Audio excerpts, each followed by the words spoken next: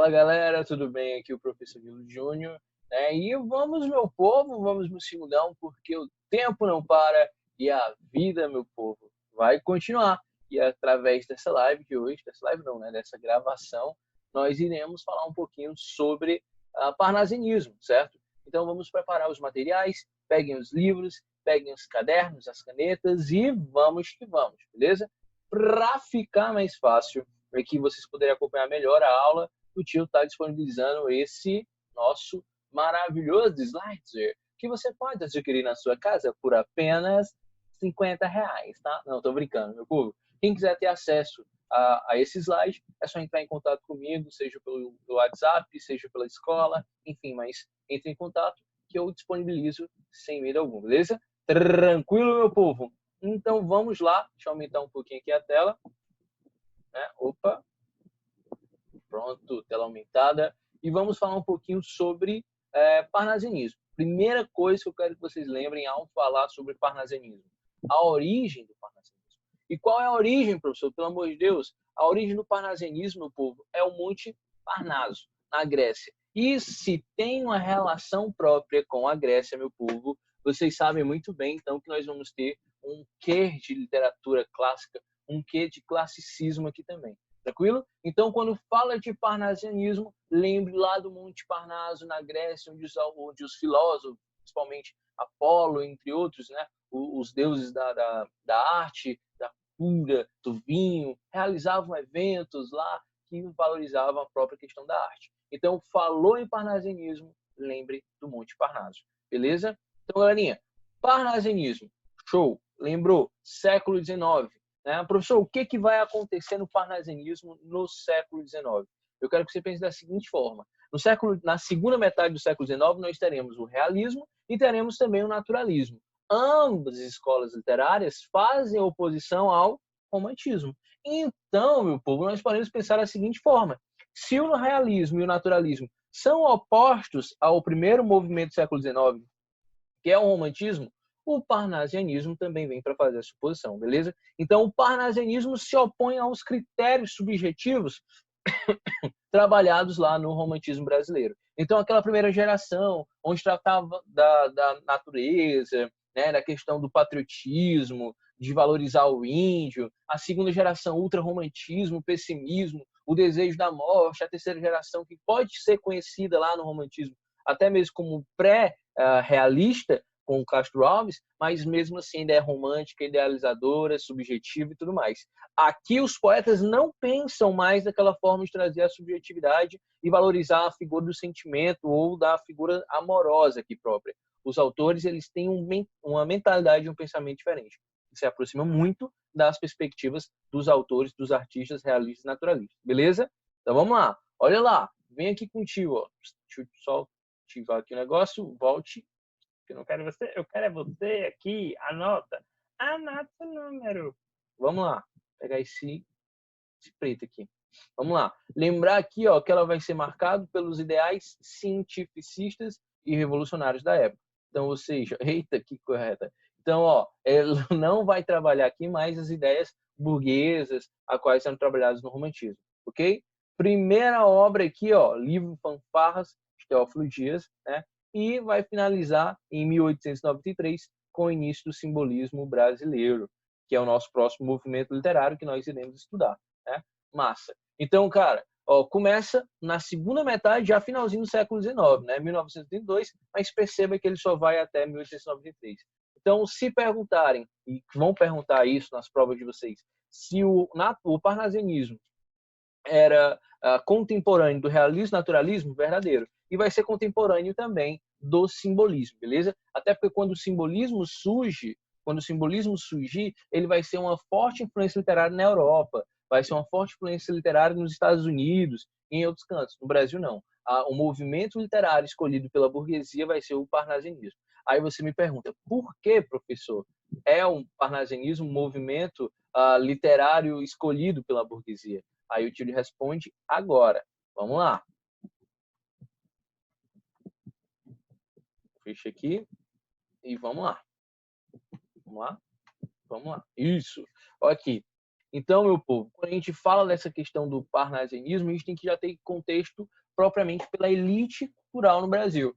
Há uma coisa que se chama e que existe até hoje, se chama preconceitos linguísticos, certo? E os poetas parnasianos, eles vão trabalhar um pouquinho essa própria questão do preconceito linguístico, do preconceito literário, certo? Como assim? Aqui a perspectiva dos autores não é mais fazer poesia conforme os poetas românticos, que só bastava uma inspiração poética. Não, não é isso. Para eu fazer poesia, para eu fazer poemas agora, eu tenho que saber, eu tenho que me dedicar, eu tenho que ser um especialista nas palavras, porque eu não vou poder utilizar nos meus poemas qualquer palavra, qualquer texto. Beleza? Professor, contexto histórico, olha aqui, ó, período da escravidão, ainda continua, certo? Século XIX, abolição da escravidão, né? A proclamação da República, o fim do regime militar e o desenvolvimento dos governos civis, que vai dar origem já à quebra do início do século XX, certo? Prudente de Moraes, entre outros, nós vamos ter uma perspectiva literária já diferente, certo? E a restauração de finanças e impulsos do progresso material, ou seja, a questão econômica no Brasil vai ser tratada também como um dos fatores históricos dessa época, beleza? Então, vamos lá. Professor, quais são as principais características do parnasianismo e que eu nunca poderei me esquecer? Vamos lá. Os poetas parnasianos, eles têm as perspectivas de dizer que a literatura, ela não é somente a escrita, ela não é só um momento de idealização. O poema, para ser um poema de verdade, um poema artístico, porque para ter a função artística do poeta, do poema, não é simplesmente eu juntar as palavrinhas e colocar lá, esperar uma inspiração. Não. O poema, para ser existente, tem que ser regalia, tem que ser um trabalho ali. O poeta tem que sofrer para construir aquele poema, para fazer aquele poema acontecer, certo? Então, olha só quais são as principais características do parnasianismo. Primeiro, lembre-se sempre que o parnasianismo ele vai defender a questão da arte pela arte.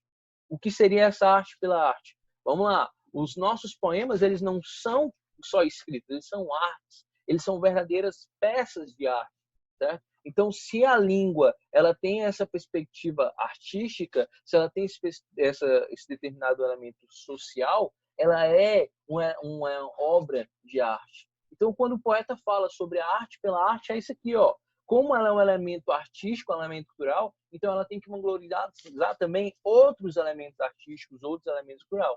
E aí acontece aqui que os poetas irão fazer. Irão pegar esculturas, quadros, que mais? Pinturas, até vasos, né? até peças, objetos que é feito de uma dosagem artística e vão desenvolver da melhor forma possível, beleza? Para descrever dentro desses poemas. Tranquilo? Então, quando eu falo da arte pela arte, é o poeta valorizando os elementos artísticos, o que é arte, certo?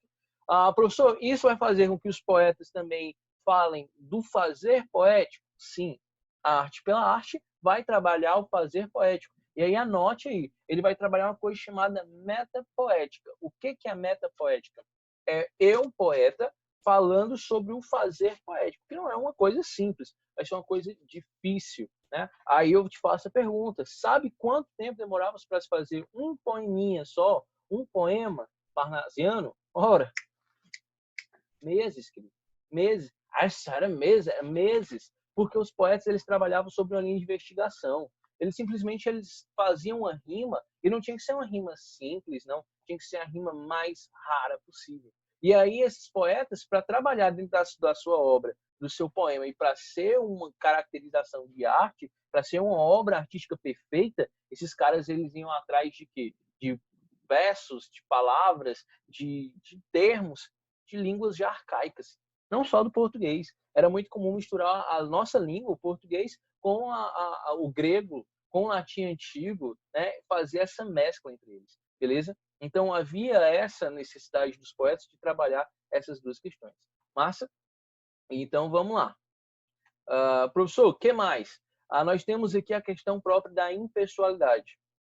O autor ele não vai trabalhar mais como nas outras características, nos outros movimentos literários, a própria questão da idealização, certo? Ele não idealiza mais.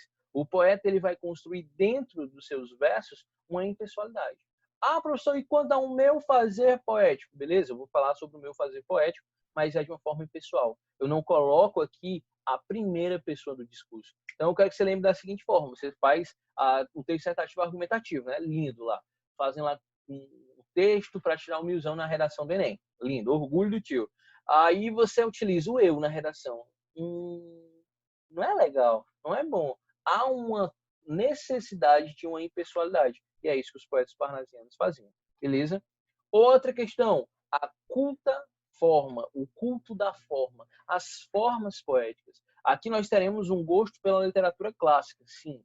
Ó, só lembrar do começo da aula que eu te falei, Monte Parnaso, Grécia, se lembra Grécia, a literatura grego, clássica, e aí eu tenho essa própria questão da culta forma. E aí esse culto à forma desse período clássico, meu povo, lembra que dentro dos poemas nós teremos um gosto mais apurado para sonetos, a utilização de sonetos. Lembra ainda o que é um soneto?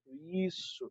Duas estrofes com 4 versos e 2 estrofes de 3 versos. Pronto, o gosto dos poetas eram esses. Beleza, professor? Mas eu lembro que na aula que a gente teve falando sobre soneto, sobre gêneros textuais, gêneros poéticos, o senhor falou que havia os tipos de rima. Massa. E quando eu falo de soneto, eu tenho que trabalhar as rimas também.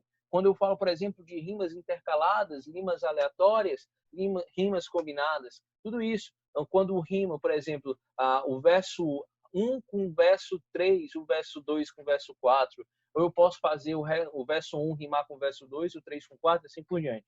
Beleza? Os poetas eles utilizavam dessas rimas para quê? Para dar uma maior musicalidade aos seus textos, para dar ali dentro do poema um vangloreio além para a ritmificação textual, a ritmificação da poesia, beleza? Então os poetas eles gostavam de fazer sonetos para essa valorização da forma, sim. E aí vinha outra coisa. Se a gente pegar os poemas parnasianos, todos eles serão perfeitos. Como assim perfeitos, professor? Em cada verso que ali vai estar sendo apresentado, os meus poetas vão trabalhar com 7 ou 10 sílabas. Então, se houver a divisão silábica dos poemas ali, nós vamos constatar que teremos apenas 7 ou 10 sílabas. No máximo, estourando 12, mas sempre vamos ficar com os versos alexandrinos entre 7 e 10 sílabas. Beleza? Tranquilo? Massa? Então, o culto da forma dos poetas traziam isso. Ok? Outra coisa, a objetividade. Essa objetividade, meu povo, é evitar aquela própria questão da subjetividade e ter um apego sentimental que os poetas românticos faziam. Outra coisa que essa objetividade queria dizer era que o nosso poeta ele tinha que ser um pouco mais claro. Só que aí vai entrar em choque. Como é que eu vou ser claro e direto sobre as circunstâncias e os poemas se eu tenho que valorizar aqui o aspecto artístico? Entendeu? Então, esse elemento objetivo, ele elimina aquela questão subjetiva lá do romantismo, elimina aquela questão de eu querer tentar trazer dentro do poema milhares de descrições sobre os meus sentimentos. Não, aqui é real, aqui é pay-buff, beleza? Outra coisa, preciosismo vocabular. Quando fala de preciosismo vocabular, até o tio já falou para ti, né? Era a própria questão de você trazer uma linguagem mais complicada. O poema parnasiano, você lê, você fica certo. E agora? Entendeu? Então, o poeta, ele gostava dessa confusão no leitor. Eu digo, é um poema elitista, não é para todos, certo? É para uma minoria, era uma minoria de leitores aqui no nosso Brasil. Até porque, lembrar, nós estamos no século XIX, o índice de analfabetismo era gritante, né? Então, essa poesia não era para a galerinha mais simples, mais pobre, não era para a galera mais analfabeta, essa galera era para quem? Para elitismo, para burguesia. Okay? Então, esse preciosismo vocabular ele se configurava nisso. Essa questão de trazer uma linguagem rica, uma linguagem difícil, as rimas que nós vimos já nos versos no slide anterior, as rimas que ele tem que ser rimas raras, não tem essa de ser rimas simples, é rimar a palavra em português com latim arcaico. Eu tenho que trazer uma preciosidade vocabular imensa, tranquilo? Quanto mais o meu poema for precioso no seu discurso, na sua oratória, mais vamos dizer assim, mais status o poeta tem, beleza? A questão própria da linguagem é um diferencial entre os poetas. Tranquilo? Outro, descritivismo. Professor, o que seria esse descritivismo? É um contrário do objetivismo? Aí lembra que eu falei que dava um choque? Pronto. Como é que eu vou falar de uma obra de arte, como um vaso, por exemplo, um quadro, uma escultura, se eu não descrever como é feito o trabalho manual? Se eu não descrever qual é a beleza desses quadros, dessas esculturas, entendeu? Então, a preciosidade da descritividade aqui, ela está entrando em contra-choque com a objetividade do poeta parnasiano. Só que quando nós falamos de descritivismo, é a construção da cena, da imagem, daquela escultura, daquela peça artística. Tranquilo? Massa? Show? Massa, né? Então vamos lá. Estrutura e principais temas da poesia parnasiana, nós teremos a preferência pelos sonetos, valorização da metrificação, o mesmo número de sílabas poéticas usadas em cada verso, temas da mitologia grega e da cultura clássica, porque lembra lá do Monte Parnaso? Nunca esqueça, tranquilo? A visão carnal do amor. Cara, ele vai se opor ao romantismo. Se ele se opõe ao romantismo, essa própria questão da perspectiva amorosa também muda. Os poetas é que eles não vão ver o amor como aquela questão distante, tem que sofrer por amor para ser bonito, tem que escutar uma live aqui do Gustavo Lima, da Marília Mendonça, do Jorge Mateus. Não, meu povo, esse negócio aqui é o quê? É amor carnal. Amor é o carnal, não é aquele mais espiritual idealizado, não. Tranquilo? Tanto, ó, que quem é Vênus? Vênus é citada como modelo de mulher perfeita aqui, né? Tranquilo? Então, vamos adiante, ó. Esses três senhorzinhos que vocês estão vendo aí, meu povo, ó, são os três principais poetas da geração parnasiana. E se são cobrados em concursos vestibulares? Sim, são. E aí a gente dá um nome específico para eles, que é a tríade parnasiana, que são os três principais poetas dessa geração. Destaque aqui para quem é, professor? Para o carinha, que a gente vai falar dele agora, Olavo Bilac.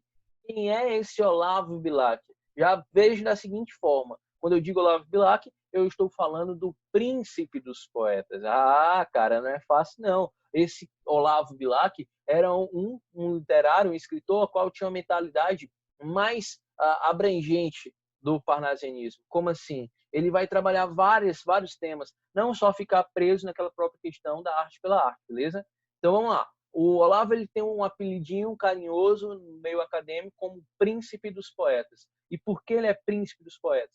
Porque a sua poesia é magnífica, é perfeita. É o que traduz aquela questão de sílabas contadas, bonitinhas, dentro do parnasianismo, completa. É dentro daquele linguajar parnasiano, escultural. Então, quando eu falo de Olavo Bilac, bebê, eu estou falando dessa perfeição, príncipe dos poetas, pela sua complexidade poética, lírica, beleza? E aí nós temos, olha os temas: reflexão da existência, temática própria da perfeição, porque ele é um poeta parnasiano, nacionalismo, e aí um dos principais hinos nossos, patrióticos, é de Olavo Bilac. Né? Um dos nossos principais hinos foi Olavo que compôs. Okay? Outro, trazendo aqui a própria questão da mitologia e o sensualismo. Professor, que sensualismo? Uma safadinha, ó. Bebê, ele vai ser sensual, ele vai trazer umas questões próprias da sexualidade. Tem um poema chamado Satânia, que é uma mulher dentro do quarto, né, tal esse que eu estou, e aí essa mulher ela está amarrando os cabelos, se vestindo lindamente, e o poeta ele vai começar a descrever essa cena, né? Até porque o corpo da mulher é uma obra de arte, perfeição, beleza? E aí ele vem narrando, de que forma? Só é ele narrando como se ele fosse o eu lírico? Não, é ele fazendo o trajeto de um feixe de luz que passa por debaixo da porta e que vai tocando o corpo dessa mulher e até se perder no mundo afora quando se refletir no espelho. Beleza? Tranquilo? Então, Olavo Bilac é o principal nome dessa geração.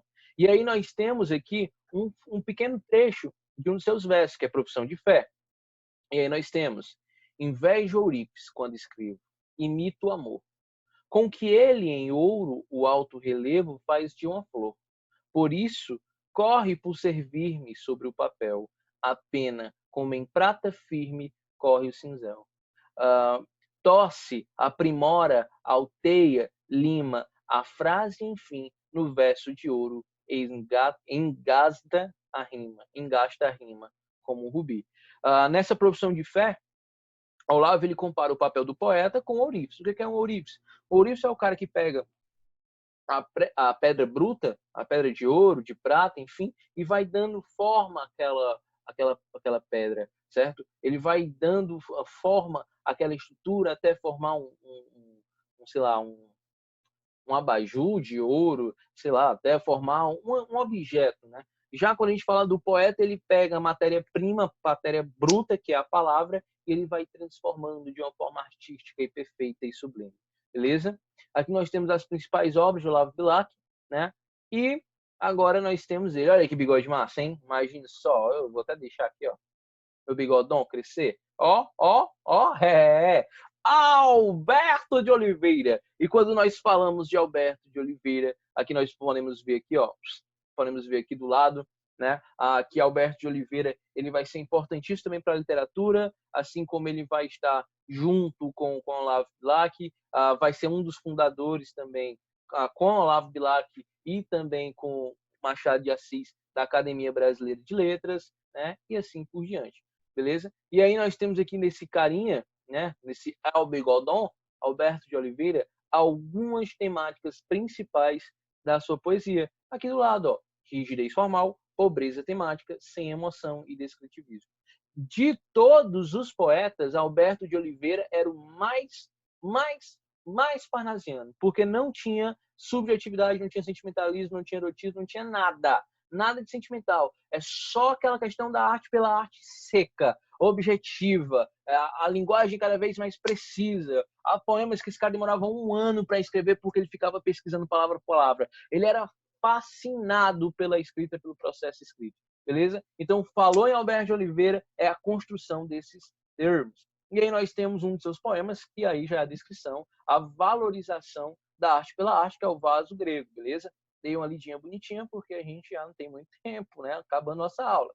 E por último, nós temos aqui, fazendo parte para completar a tríade parnasiana, Raimundo Corrêa. E Raimundo Corrêa, meu povo, já é um pouco mais diferente deles, porque Raimundo Corrêa ele já vai ter uma poesia mais voltada para a filosofia, para o que era moral, para as questões morais, da natureza humana, e aí se aproxima muito ao naturalismo. A próxima questão também do pessimismo, mas não confundir com o pessimismo romântico, de querer a morte. Não, o pessimismo dele era quanto às pessoas, quanto próprio à sociedade, certo? Beleza? Melancolia, pessimismo e moral. Esses eram os temas principais do nosso poeta. E aqui nós temos um outro verso, um outro poema, né, do nosso autor aqui, Alberto Oliveira. E. Opa, cadê? Voltou? De Raimundo Corrêa, que Anoitecer, a qual ele vai trazer aqui toda a sua melancolia, seu pessimismo também. Beleza? Vamos lá. Há outros poemas também, né? Outros poetas aqui, como Vicente Carvalho, né? E também a primeira poetisa que nós vamos encontrar, que é a Francisca Júlia, beleza?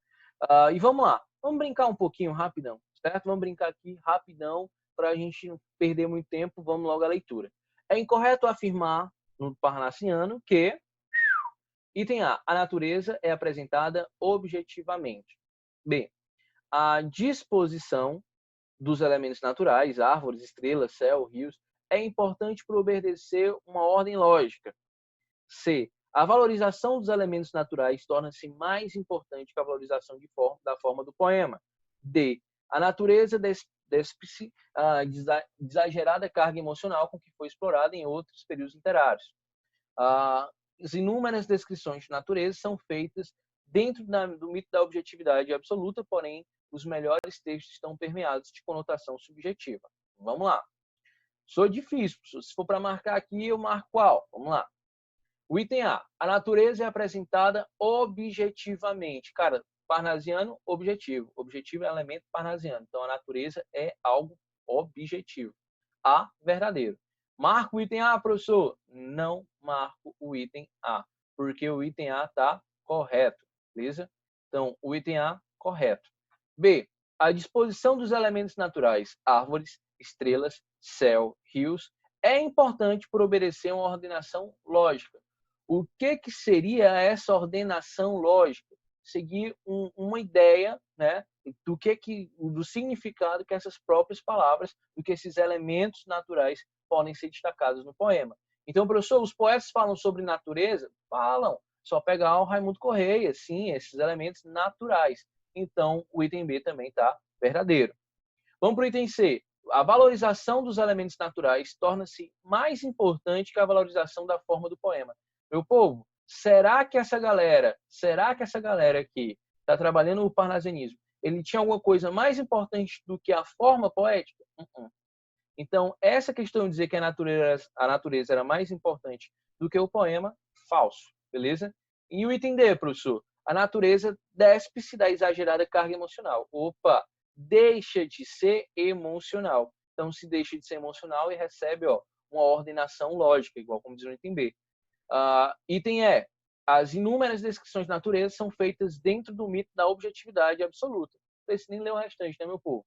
Quando ele diz, porém, as melhores textos estão permeadas nas conotações subjetivas. Então, a gente tem Olavo Bilac, que tem dentro de seus poemas um quezinho só de subjetividade, mas só que falou dentro da mitologia objetiva, não precisa nem pensar duas vezes.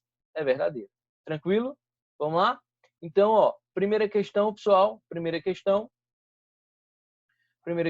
é o item C. Beleza? Tranquilo? Vamos para a próxima questão. Aqui, com relação ao parnasianismo, são feitas as seguintes afirmações. 1. Pode ser considerado um movimento antirromântico pelo fato de retomar muitos aspectos do racionalismo clássico. Opa, classicismo, grego, opa, antirromântico, massa, cara. Então vem aqui com o tio. Opa, volta. Vem aqui com o tio. Show, tio. 5 aqui.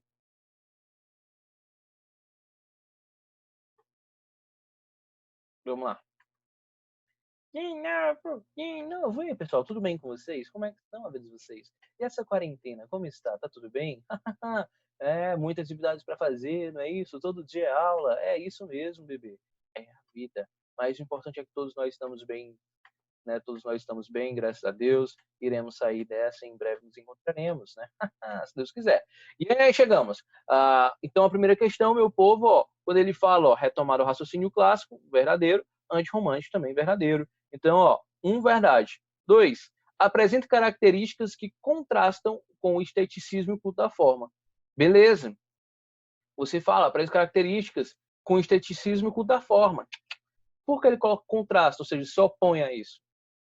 Então, a 2 é falsa por causa de contrastam. Beleza? 3, definiu-se no Brasil com o livro Poesia de Olavo Bilac, publicado em 88, Poesia de 88, Olavo Bilac, Poesias, século XIX, e aí, meu povo, sem medo algum, marco o item C. Tranquilo, galerinha? Então, finalizamos aqui, né? Finalizamos aqui nossa aula. Espero que todos tenham aprendido dessa forma tão rápida, né? E nos veremos em breve, se Deus quiser. Um grande beijo e até a próxima, galera.